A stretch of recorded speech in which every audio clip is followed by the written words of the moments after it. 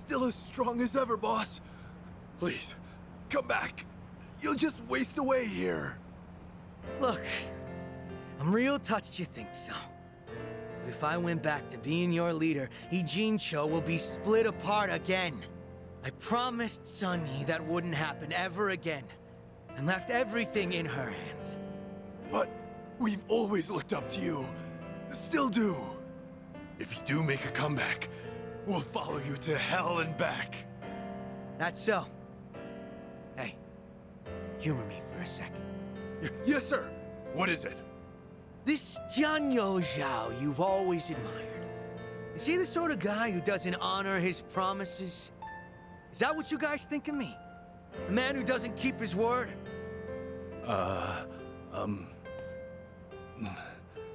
No, sir. Not at all. Good. Glad to hear it. Hey, Yes? What do you want? you saw what happened just now, right? Best you don't get involved with them any further. I'm sure you felt safe and secure over the internet. But here, you were only safe thanks to Zhao. I'm so sorry, Xiao-san. I'll delete everything I posted about your restaurant. I won't ever come near here again. So please, forgive me for what I've done. It's fine. Don't worry about it. No need to delete anything. Huh? I just want to ask you a question. When you ate at my restaurant, was my cooking really that bad? Actually, it didn't taste awful at all. Hmm? I'll be honest with you. Your food is the best damn thing I've ever tasted in my entire life. Come again? Nothing in Chinatown could even come close. I wanted to use every word in my vocabulary to praise your cooking on my blog. I thought maybe I could spread the word, share your food with everyone. So much so that I felt like I was on fire. But when you suddenly told me to refrain from filming inside your restaurant, the descriptions I had drafted in my head just fizzled out. That really upset me. And before I knew it, You flung your chopsticks down? I really am sorry about that. I don't know what came over me. Even though I've been wanting to compliment you, I kept thinking that you humiliated me in your shop. In the end, hatred sprung from your love. So that's the whole story. In that case, sorry. But I can't let you go home. Huh? What do you mean by that? Hey, Zhao, what are you planning?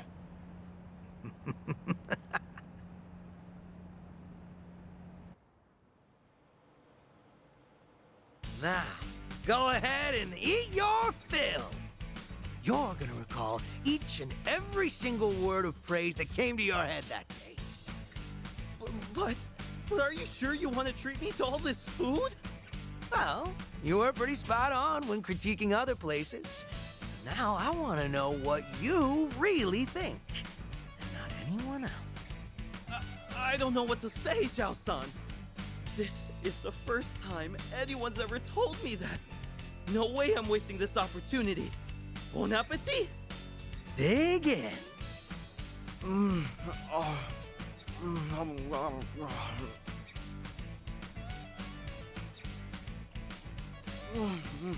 Wow, this is delicious. Damn, tasty. Zhao, are you sure this guy's the real deal? All he said so far is that he loves the food and that it's damn tasty. Aren't those the best compliments a chef could hear? There's more where that came from. You better savor it all. Woohoo! This is the best day ever, Xiao-san. Everything tastes so good. I can't stop eating.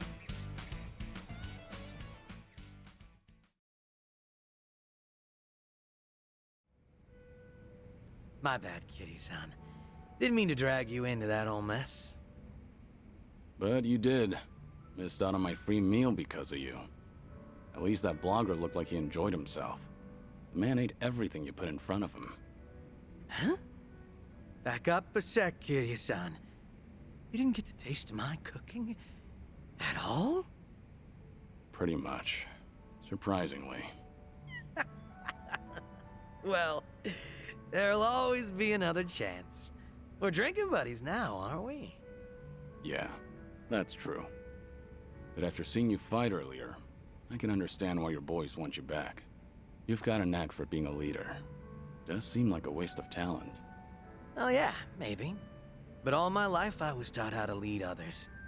For as long as I can remember, I was told it was my birthright. Then one day I inherited everything from my dad. And now that I've left that all behind, a new world opened up to me. There's no way I'm letting that go. Not without a fight.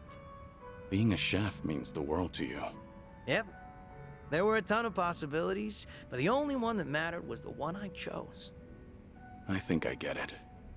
Tossing a wok over a roaring flame, seeing the customers smile after eating my food. Everything's so fresh and new. I really dig the way things are right now. And not only that, but if I can knock back drinks with a buddy from time to time, I'll be set for life. Sounds good to me. A humble life's not so bad.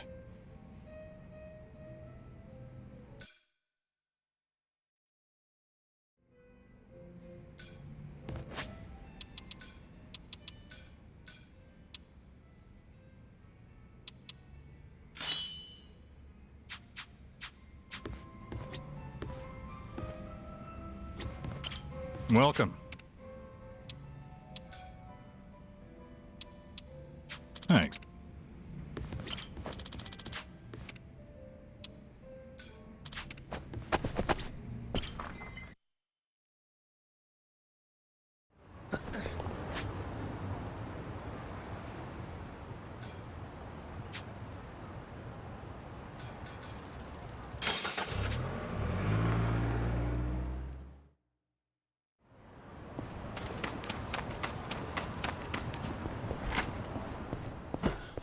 いらっしゃいませ。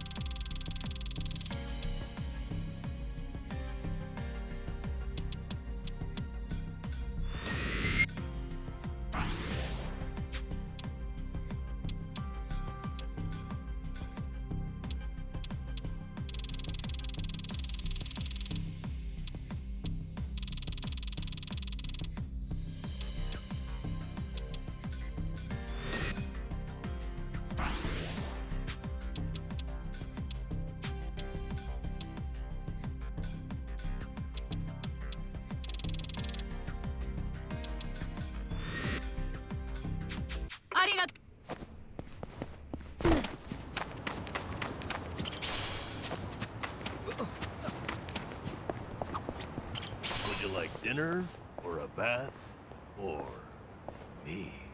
Do wives really say that? No. Never. Oh. Well, that settles that. Such a staple of fiction, though. Surely someone must have said it at least once. See? You understand, Kiryu-san. Let's suppose we leave the or me out of it. Meal or bath? Which do you go for first?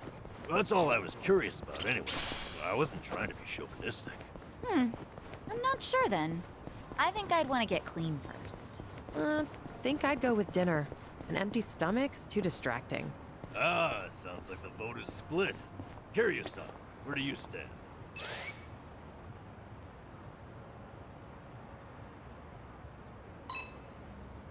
I need to eat first.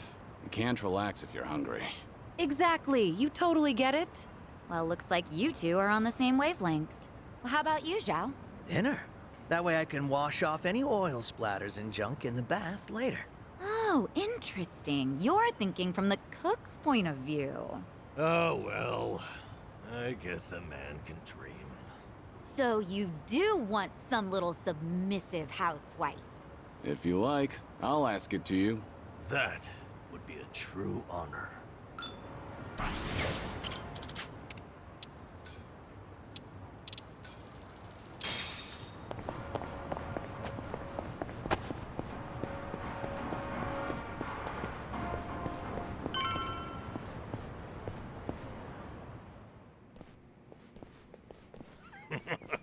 So, Shiro, you should see yourself right now.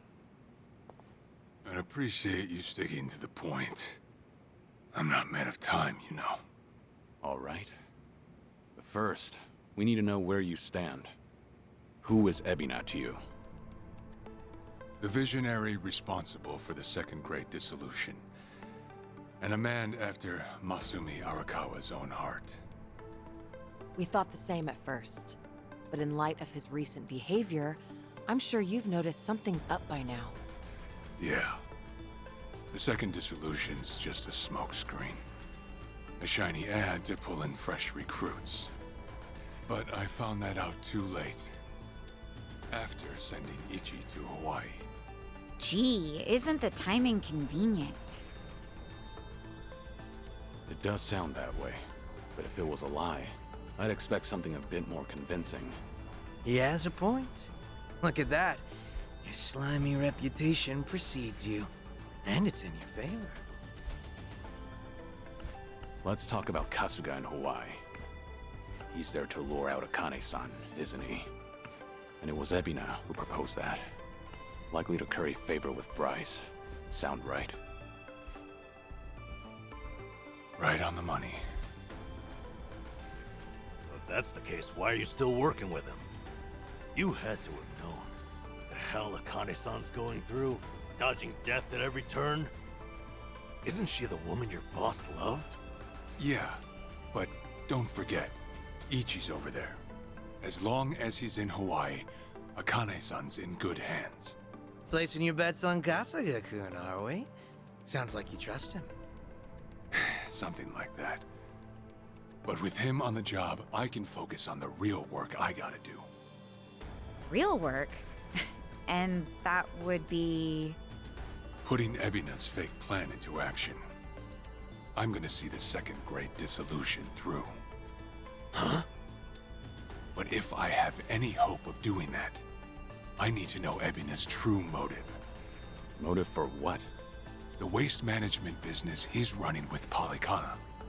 It has something to do with nuclear reactors. Specifically, the waste these reactors pump out. What? Nuclear waste? As in, from power plants? Yeah. On one end, there's spent fuel rods, which can still be repurposed and weaponized. Without strict protocols in place, they could easily fall into the wrong hands. On the other end, there's dirt, water, concrete, equipment, and what have you that end up getting contaminated. These are considered low-level radioactive waste, and while they're not as deadly, there's a lot of it.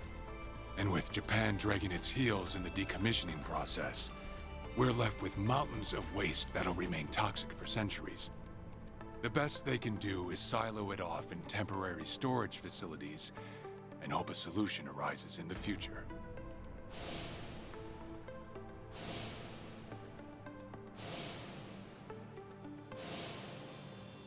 Oh yeah, I hear about that on the news every now and again. No matter where they try to build these facilities, the locals always fight against it. That's precisely what Polycana honed in on. For over 20 years, they've been stashing nuclear waste from around the globe on their private island. You know it as. Nelly Island, right?